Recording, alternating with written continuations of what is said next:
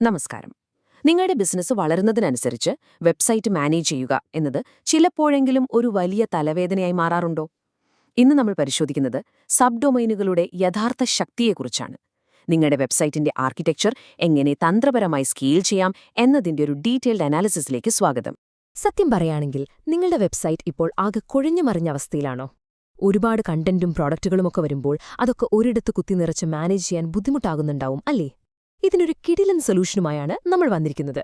ഇന്നത്തെ നമ്മുടെ അജണ്ട വളരെ വ്യക്തമാണ്. Sub domain basics, business benefits, sub ഡയറക്ടറികളുമായുള്ള വ്യത്യാസം, സെക്യൂരിറ്റി കാര്യങ്ങൾ, പിന്നെ അവസാനമായി ചില അഡ്വാൻസ്ഡ് SEO നിയമങ്ങളും ലീസിംഗും. നമുക്ക് തുടങ്ങാം.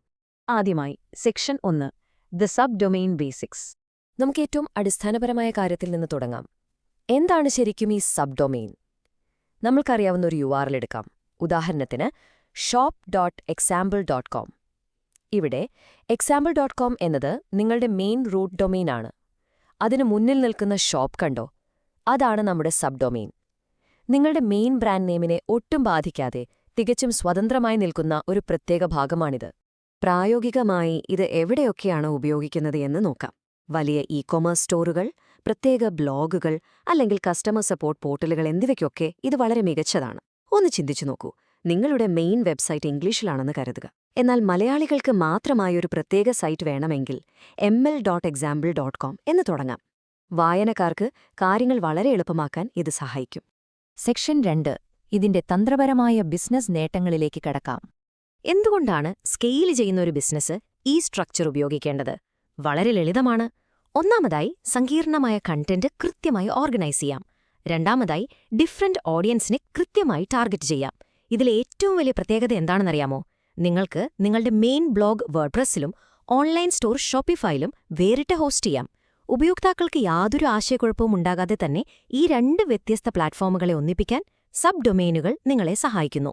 സെക്ഷൻ 3, ഏറ്റവും കൂടുതൽ ആളുകൾ സംശയം ചോദിക്കുന്നൊരു കാര്യം, സബ് ഡൊമെയിനുകൾ വേഴ്സസ് സബ് ഡയറക്ടറികൾ. സാങ്കേതികമായി നോക്കുമ്പോൾ ഇതിലേതാണ് തിരഞ്ഞെടുക്കേണ്ടത്? ഫോബ്സ് പറയുന്ന വളരെ രസകരമായ ഒരു ഉദാഹരണമുണ്ട്. സബ് ഡൊമെയിൻ എന്നത് ഒരു വലിയ ഫയൽ ക്യാബിനറ്റിലെ തികച്ചും വ്യത്യസ്തമായ ഒരു വലിയ ഡ്രോയർ പോലെയാണ്. നിങ്ങൾക്കവിടെ എന്ത് വേണമെങ്കിലും സ്വതന്ത്രമായി സൂക്ഷിക്കാം. എന്നാൽ സബ് ഡയറക്ടറി എന്നത് ആ ക്യാബിനറ്റിലെ വെറുമൊരു ചെറിയ ഫോൾഡർ മാത്രമാണ്. അതുകൊണ്ടുതന്നെ നിങ്ങൾക്ക് തികച്ചും സ്വതന്ത്രമായൊരു സിസ്റ്റമാണ് വേണ്ടതെങ്കിൽ തീർച്ചയായും സബ് ഡൊമെയിൻ തന്നെയാണ് ബെസ്റ്റ് ഓപ്ഷൻ. സെക്ഷൻ 4, സെൻട്രലൈസ്ഡ് സെക്യൂരിറ്റിയും വിശ്വാസ്യതയും. സുരക്ഷയുടെ കാര്യത്തിൽ റിസ്ക് എടുക്കാൻ ആളും തയ്യാറാകില്ലല്ലോ. നിങ്ങളുടെ HR പോർട്ടലിനോ കസ്റ്റമർ സപ്പോർട്ടിനു വേണ്ടി പല പുതിയ ഡൊമെയിനുകൾ വാങ്ങിക്കൂട്ടുന്നത് വലിയ സുരക്ഷാ പ്രശ്നങ്ങളുണ്ടാക്കും. മാത്രമല്ല ബ്രാൻഡ് ട്രസ്റ്റിനെയും അത് ബാധിക്കും. അവിടെ ഫിഷിംഗ് അറ്റാക്കുകൾക്കുള്ള സാധ്യത വളരെ കൂടുതലാണ്. എന്നാൽ ഇതെല്ലാം സബ് ഡൊമെയിനുകളിലേക്ക് മാറ്റിയാലോ? എല്ലാം ഒറ്റ റൂട്ട് ഡൊമെയിന്റെ കീഴിൽ വരുന്നതുകൊണ്ട് കാര്യങ്ങൾ വളരെ സുരക്ഷിതവും മാനേജ് ചെയ്യാൻ എളുപ്പവുമാകുന്നു. ഒരു IT ടീമിന്റെ ഭാഗത്തുനിന്ന് ചിന്തിച്ചു നോക്കൂ. മൾട്ടിഫാക്ടർ ഒഥന്റിക്കേഷൻ, SSL സർട്ടിഫിക്കറ്റുകൾ തുടങ്ങിയവയെല്ലാം ഒരൊറ്റ ബ്രാൻഡിന് കീഴിൽ കൊണ്ടുവരാൻ സബ് ഡൊമെയിനുകൾ അവരെ അനുവദിക്കുന്നു. പുറത്തുനിന്നുള്ള സൈബർ ഭീഷണികളെ വളരെ എളുപ്പത്തിൽ തന്നെ പ്രതിരോധിക്കാൻ ഈ കേന്ദ്രീകൃത സിസ്റ്റം വലിയൊരു സഹായമാണ്. ശരിക്കും ഇതൊരു സ്മാർട്ട് മൂവാണ്. ഇനി നമ്മൾ അവസാന ഭാഗത്തേക്ക് വരികയാണ്. സെക്ഷൻ 5, വളരെ പ്രധാനപ്പെട്ട SEO നിയമങ്ങളും ലീസിംഗും. ഫോബ്സിലെ റേ വോയിസ് പറയുന്ന വളരെ ശ്രദ്ധേയമായ ഒരു കാര്യമുണ്ട്. സബ് ഡൊമെയിനുകൾ ഒരു SEO വളർച്ചാ തന്ത്രമല്ല, അതൊരു മാനേജ്മെന്റ് തന്ത്രം മാത്രമാണ്. ഇതിന്റെ അർത്ഥമെന്താണെന്നോ? ഗൂഗിളിനെ സംബന്ധിച്ചിടത്തോളം സബ് ഡൊമെയിനുകൾ തികച്ചും വ്യത്യസ്തമായ വെബ്സൈറ്റുകളാണ്. അതുകൊണ്ട് തന്നെ നിങ്ങളുടെ മെയിൻ വെബ്സൈറ്റിന്റെ അതേ SEO അതോറിറ്റി യാന്ത്രികമായി ഇതിന് ലഭിക്കണമെന്നില്ല. ഇത് ഒരു തരത്തിൽ നിങ്ങളുടെ മെയിൻ സൈറ്റിനെ നെഗറ്റീവ് ഇമ്പാക്റ്റുകളിൽ നിന്ന് സംരക്ഷിക്കുന്നുണ്ട്. പക്ഷേ ഈ സബ് ഡൊമെയിനുകൾക്ക് നിങ്ങൾ വേറെ തന്നെ SEO പ്രവർത്തനങ്ങൾ ചെയ്യേണ്ടിവരും. ഇവിടെ നമ്മൾ ശ്രദ്ധിക്കേണ്ട ഒരു സർപ്രൈസിംഗ് ടെക്നിക്കൽ കാര്യമുണ്ട്. 255.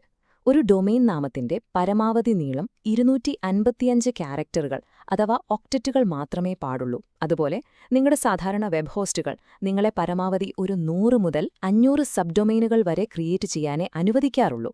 അതുകൊണ്ട് നിങ്ങളുടെ പ്ലാനിങ്ങുകൾ ഈ പരിമിതികൾ കൂടി മനസ്സിൽ വെച്ചുകൊണ്ട് വേണം ചെയ്യാൻ. ഇനി ഞാൻ നിങ്ങൾക്കൊരു കിടിലൻ ടിപ്പ് തരാം. വലിയ ബ്രാൻഡുകൾ പുതിയ മേഖലകളിൽ വേഗത്തിൽ ഉയർന്ന റാങ്ക് നേടാൻ സബ് ഡൊമെയിനുകളെ ഉപയോഗിക്കാറുണ്ട്.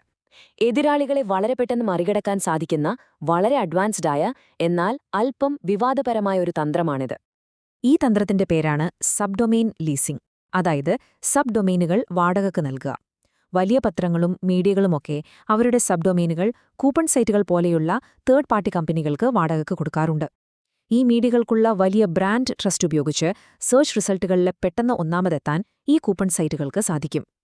വലിയ ബ്രാൻഡുകൾക്ക് അവരുടെ അതോറിറ്റിയിലൂടെ എളുപ്പത്തിൽ വരുമാനം കണ്ടെത്താനുള്ള ഒരു വഴിയാണിത്. നമ്മൾ ഈ അനാലിസിസിന്റെ അവസാനത്തിലെത്തിയിരിക്കുകയാണ്. അപ്പോൾ ഞാൻ നിങ്ങളോടൊരു ചോദ്യം ചോദിക്കട്ടെ. നിങ്ങളുടെ വെബ്സൈറ്റിന്റെ ഘടന നിങ്ങൾ രൂപകൽപ്പന ചെയ്യുന്നത് യഥാർത്ഥത്തിൽ നിങ്ങളുടെ ഉപയോക്താക്കൾക്ക് വേണ്ടിയാണോ, അതോ ഗൂഗിൾ പോലെയുള്ള സെർച്ച് എഞ്ചിനുകൾക്ക് മാത്രമായിട്ടാണോ? സാങ്കേതികമായ എസ്ഇഒ ലക്ഷ്യങ്ങളും മികച്ച യൂസർ എക്സ്പീരിയൻസും തമ്മിൽ ഒരു സന്തുലിതാവസ്ഥ കണ്ടെത്തുക എന്നതാണ് ഏറ്റവും വലിയ വെല്ലുവിളി. അത് നിങ്ങൾ കൃത്യമായി ചെയ്യുമെന്ന് കരുതുന്നു. സബ്ഡൊമൈനുകളെക്കുറിച്ചുള്ള ഈ വിവരങ്ങൾ നിങ്ങൾക്ക് പ്രയോജനപ്പെട്ടു എന്ന് വിശ്വസിക്കുന്നു. വീണ്ടും കാണാം.